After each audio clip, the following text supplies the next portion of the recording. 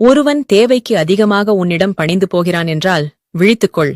ஏனென்றால் துரோகியும் முதலில் அதையேதான் செய்வான்.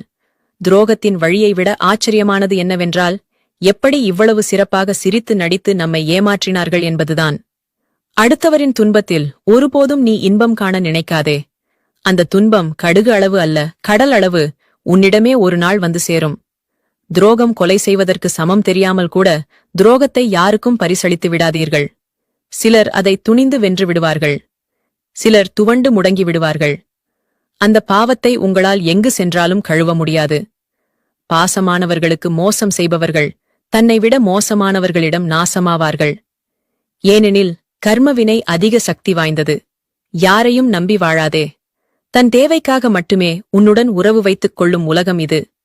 தேவைகள் முடிந்ததும் அடுத்த நொடியே நீ கண்டிப்பாக தூக்கி எறியப்படுவாய். உன்னை அழிக்க இன்னொருவருக்கு நீ